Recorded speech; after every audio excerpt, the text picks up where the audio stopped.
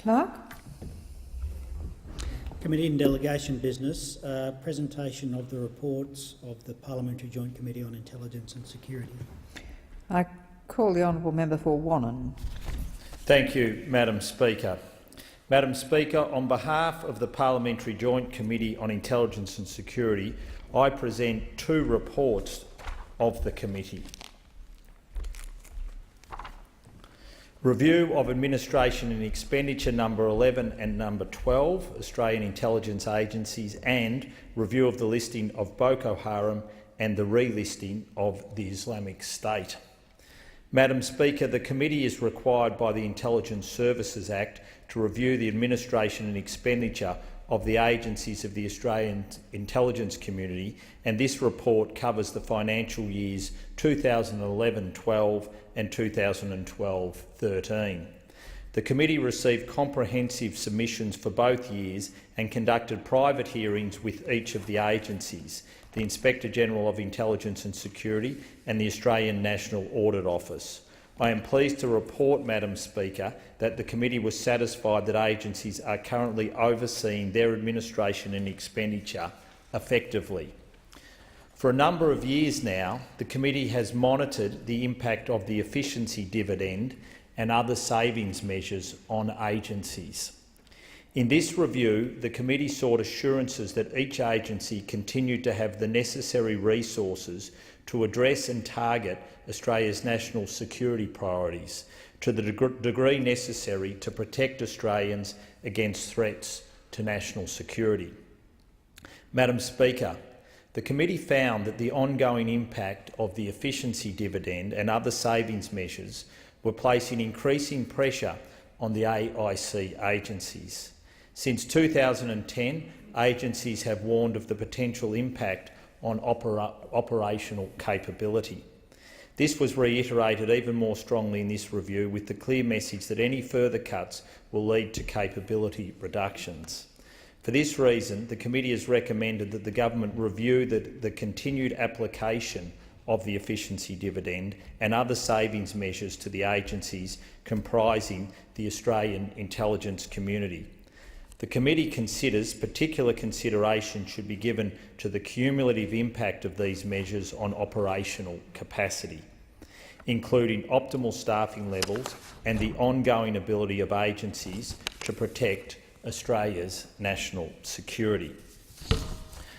Turning to the second report, the committee has reviewed the making of regulations to list Boko Haram and relist the Islamic State as terrorist organisations under the Criminal Code. For Boko Haram, this is the first time the group has been listed by the Australian government. The group has launched attacks of increasing violence and sophistication since 2009. In the period from 2011 and 2014, 29 terrorist attacks were claimed by or reliably attributed to Boko Haram.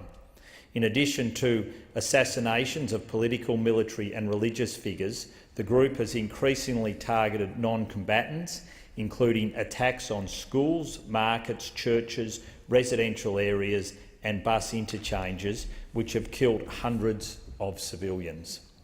The group has also turned to kidnapping, including the April 2014 kidnapping of more than 200 girls from a secondary school in Borno State. Listed as a terrorist organisation by the United Nations and other governments, the group is not engaged in any meaningful peace negotiations. Madam Speaker, as I reported in my oral statement to the House on 4 September, the committee fully supports the listing of Boko Haram as a terrorist organisation under the Criminal Code. Hear, hear.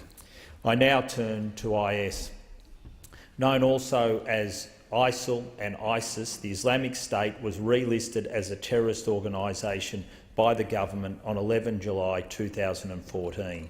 In a statement on 29 June 2014, the group had announced, accordingly, the Iraq and Sham, in the name of the Islamic State, is henceforth removed from all official deliberations and communications, and the official name is the Islamic State from the date of this declaration.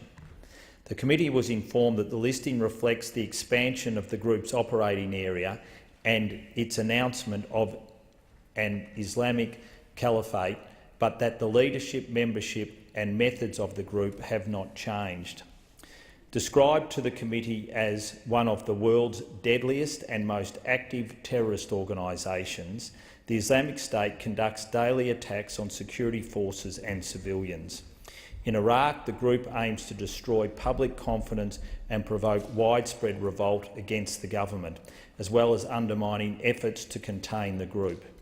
In Syria, its targets include the regime of Bashar al-Assad, some armed opposition groups, the Turkish and Kurdish militants.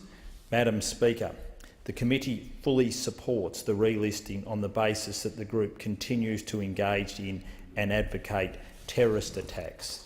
The committee also maintains the view expressed in an earlier report that the strong links to Australia are a significant additional factor in the prescription of this group. We've heard that there are about 60 Australians fighting in Syria and Iraq, and with about another 100 people in Australia believed to be providing active support. The committee therefore does not recommend disallowance of the regulation listing the Islamic State as a terrorist organisation under the Criminal Code. Madam Speaker, could I take this opportunity to thank all members of the committee for their participation in these two reports, and I would also like to place on the record the support of the committee secretariat in helping putting these reports together as well. Thank you, Madam Speaker. I commend the reports to the House. I thank the member for Warner.